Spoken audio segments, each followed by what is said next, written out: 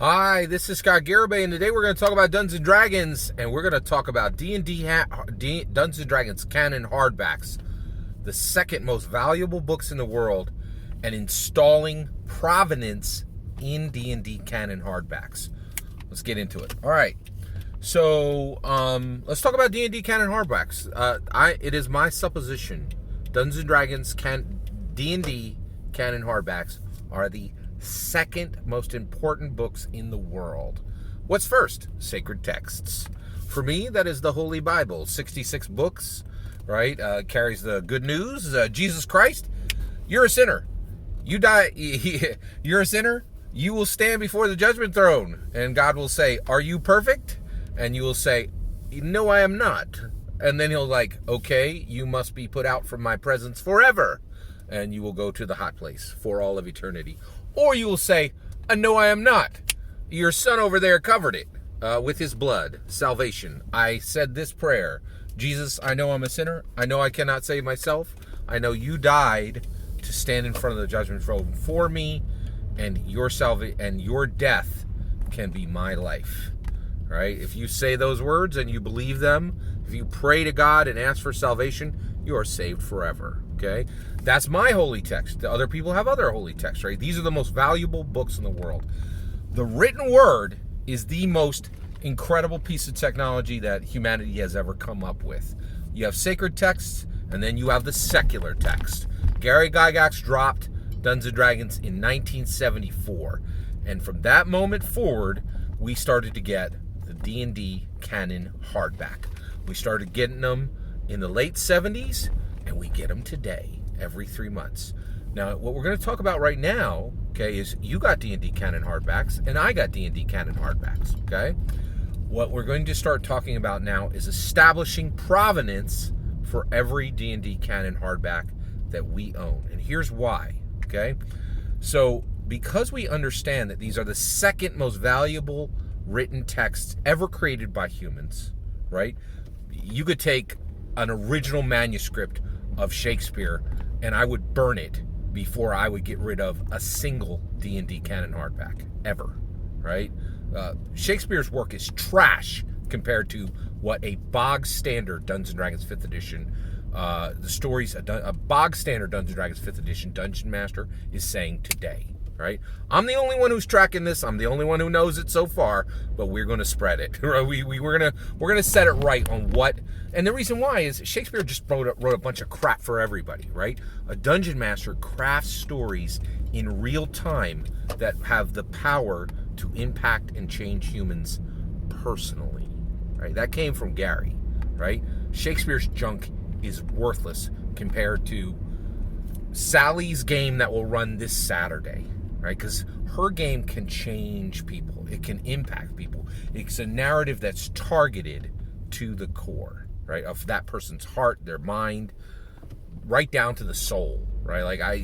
It's not me saying it's a religious experience. That's Professor Dungeon Master before he was Professor Direct Message, right? He said that he actually believes Dungeons & Dragons could be a spiritual experience. I don't think he believes that anymore. As Professor Direct Message, some people lose the path, right? But let's talk about provenance, right? So when we realize that these books are incredibly valuable, we need to start thinking about provenance. What is provenance? All right. Leonardo da Vinci, right? He draws the dude who's got his hands splayed out and his legs splayed out, okay? Now, because somebody was like, "Oh, hey, Leonardo da Vinci did this. I'm going to buy it and he died, and I'm going to have his wife sign a piece of paper that I'm going to keep in the same folder with the sketch," right? And so it's got her signing and saying, "I sold this to you, and here's the receipt." That's provenance. Provenance. This object was owned by this person at this time, and then that sketch, because it's made by Leonardo da Vinci, is going to have provenance all the way down the line, right? And if some fool gets it and throws all the provenance out and keeps it, nobody knows it's original or a copy, right? So what we need to start doing is in every 5th edition D&D Canon hardback, we need to start establishing provenance, right? So what you want to do is you want to open up the book, you have the black pages there, you're going to turn that over, and the first page is usually white, right? It's got a little illustration, a little bit of text at the top, but in that, crackled like parchment color in the clear space, you're going to take a black Sharpie and you're going to sign your name, right? And then you're going to print your name below it, and then you're going to put the date, right? And then going forward, you're going to write in black Sharpie inside the book, right?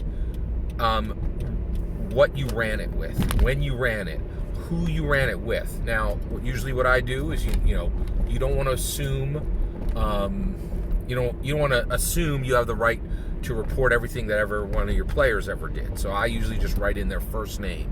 But for me, I'll write in my entire name, right? The other thing is, in your collection, you should put a physical picture of yourself, establishing provenance. These are the books that you owned, right? But every book should have your name, the date you bought it, and notes from your campaigns directly in the book. Right? Now, people are like, wait, won't that lower the value? Absolutely not. We are not like, oh, Robert Heinlein novel. I wrote it and I read it and then I gave it to another friend and who knows when I owned it, right? We dungeon masters are not like normal humans, right? So I have a red box, right? A good friend of mine was at an estate and bought a red box and he's like, boop, and he gave it to me. It's not a normal red box. It literally has a dude's characters in it from 1989. He wrote his name on it. He wrote his, and this came from an estate sale because he died, right? But I have his player character with his name on it, and all of that was right in the red box, right? That is provenance. This was owned by this person at this time, right? And so going forward, when we buy any kind of used Dungeons & Dragons book, we want people to have a record of this dungeon master used this at this time. We should be establishing provenance, right? And we can also put a piece of paper in there and extend it out, right? Now, there's a limit to this, right? Because we can only put in maybe 2 or 3 pieces of loose leaf. We could put in a photo, right? But we should definitely be doing the Sharpie. And anywhere there's clear space, we should be filling that up with Sharpie, right? And we should write and annotate these books, right? And just like sacred texts are protected and handed down and are very carefully protected and handed down and given with honor, these secular texts, Dungeons & Dragons Canon hardbacks, these don't just show up in these should never again show up in some, garage sale. People should know who used it. What is the history of this D&D Canon hardback, right? Because these books are worthy of it. They are worthy of it, right? This isn't some scrub like throwawayable, novel, right? Like by some author who wrote it for everybody, right? What we do is valuable, special. It's illuminated. It is elevated. Okay? Just like Joe Manganiello said, we are having elevated. Dungeon Masters have elevated conversations. Every single word of that is my humble opinion. What do you think? How do you establish provenance in your D&D Canon hardbacks?